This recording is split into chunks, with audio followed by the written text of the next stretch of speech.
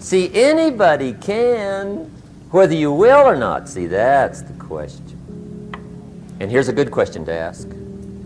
We are all buying somebody's plan. The question is, whose?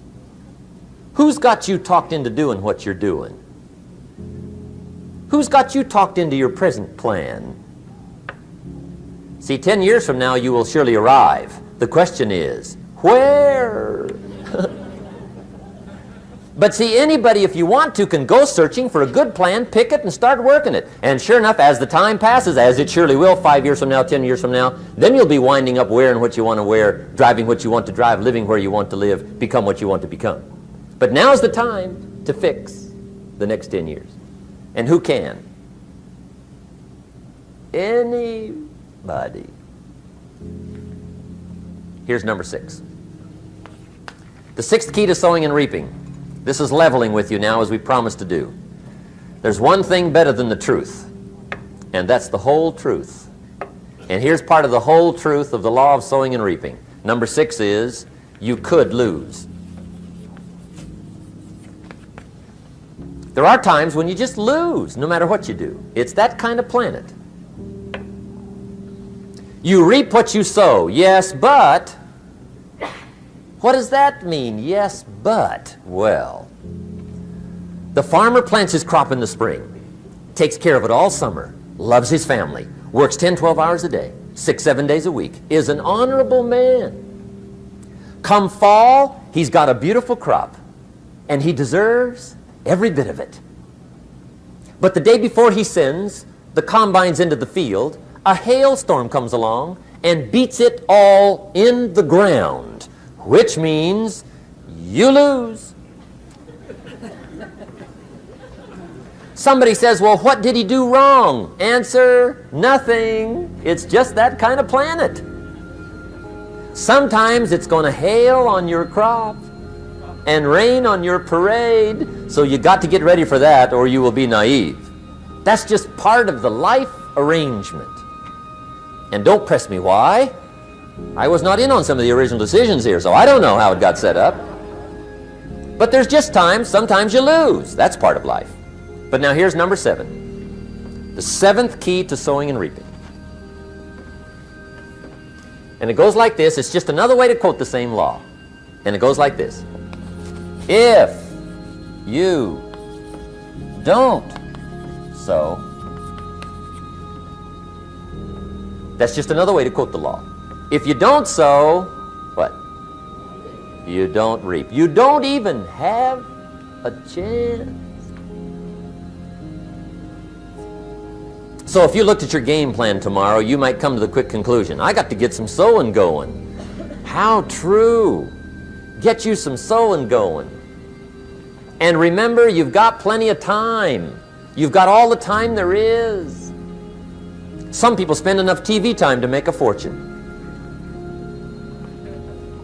The latest article on television watching in this country, according to the latest article, the average television is on in this country in every household 7 hours a day, called the Big 7.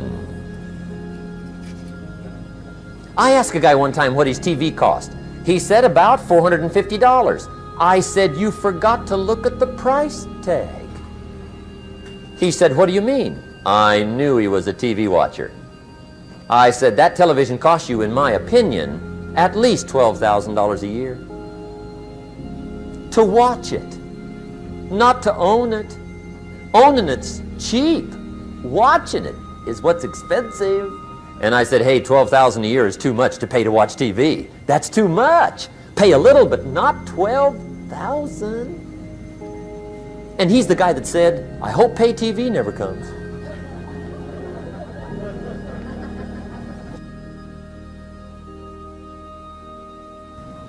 Okay, we're trying to cover an awful lot tonight, I realize that, but my time schedule is such that we just have to sort of give it all to you and let you sort the rest out. I wish we had plenty of time for questions and answers and that whole thing, but our time is just limited. But we are trying to go through an awful lot, I realize that. But looks like everybody's getting it. This is about the note-takingest crowd I've seen in a long time. Incredible. Does anybody have 5 pages yet? Anybody? Oh, fantastic. Incredible. Okay. Maybe you heard the story about the preacher down in Texas, southern part of the country. He was an evangelist back in the horse and buggy days. And he was very good at being an evangelist, and a lot of people used to come and hear him preach. And one day he put up his tent in one of these Texas towns and expected a big crowd as usual, come hear him preach. And he got there first night of the tent revival, walked in. 7:30, time to start. And to his surprise, the tent was empty. He thought, well, something must be drastically wrong. So he waited till 7:45, nobody showed up. 8 o'clock, zip. Finally, 8:15, one lone cowboy wandered up on his horse, tied his horse up outside, came in, sat down on the front bench, right, waiting for something to happen. The preacher thought, well, at least I better go down and talk to the cowboy. So he walks down, talks to the cowboy, and he says, "Cowboy, I'm the preacher." And he said, "I don't know what to tell you. Something's gone wrong." He said, "This tent was supposed to be full of people." He said, "I'm embarrassed." He said, "You're the only one that showed up." And he said, "I really don't know what to do." And the cowboy said, "Well, I'm not a preacher, so I really can't tell you what to do." You know, he said, "I'm just a cowboy." But he said, "I know this, if I went out to feed my cattle and only one showed up, I'd at least feed it." The preacher thought, hey, the cowboy is right. If you've got a good idea to share, you should share it, if there's 1 or 1,000. So he got kind of inspired by this conversation, and he jumped up on the platform and started to preach, as if the tent was full of people, just exploded. And he went for an hour and 15 minutes, just kept rolling. Finally, he quit. And when he finished, he came down off the platform, talked to the cowboy again. He says, "Well, cowboy, what did you think of my sermon?" And the cowboy said, "Well, I'm not a preacher, so I really can't tell." You know, he said, "I'm just a cowboy." But he said, "I know this, if I went out to feed my cattle and only one showed up, I'd feed it, but I wouldn't dump the whole load on it."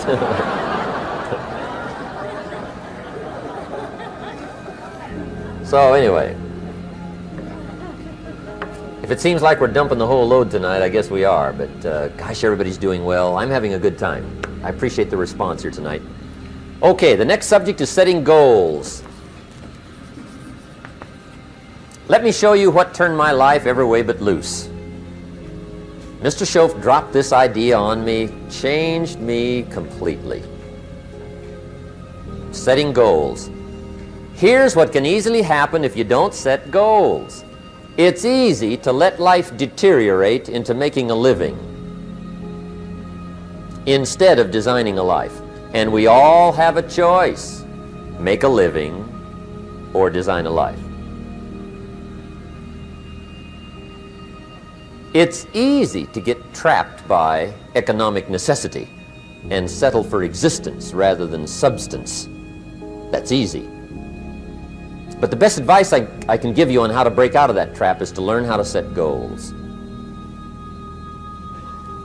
Mr. Shoaff put it to me this way.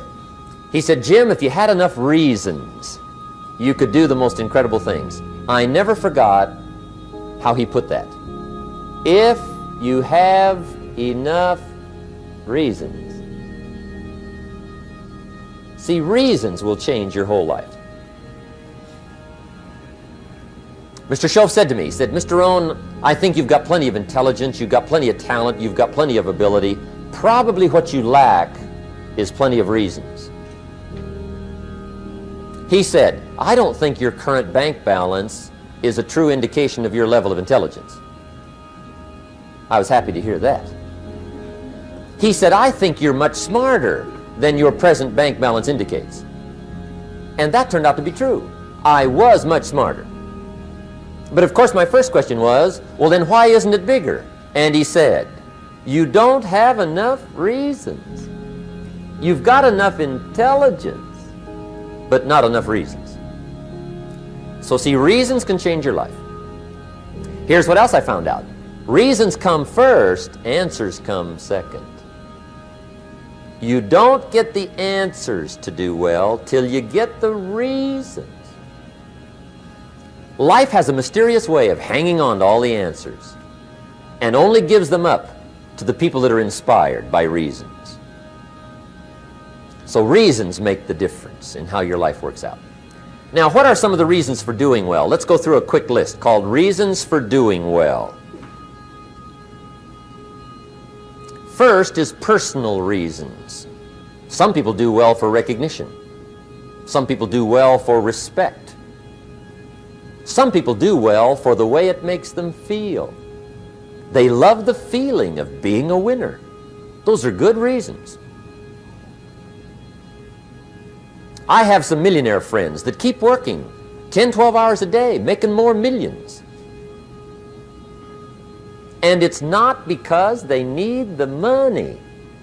It's because they need the joy and the satisfaction and the pleasure that comes from being a constant winner. And see, it's not just the money anyway. It's the journey, not the money. Once in a while somebody says to me, boy, if I had $1 million, I'd never work another day in my life. That's probably why the good Lord sees to it they don't get their million, right? They'd quit. They'd quit. Okay. Next is family reasons. Some people do extremely well for other people, and that's powerful. Human beings can greatly affect each other. Sometimes we will do things for somebody else we will not do for ourselves. We're made that way. I met a man one time who said, Mr. Rohn, to do all the things I want to do with my family around the world, he said, I got to have at least $250,000 a year. I thought, incredible. Could a guy's family affect him that much? And the answer is, of course. How fortunate are the people that find themselves greatly affected by somebody for personal achievement. And we are affected.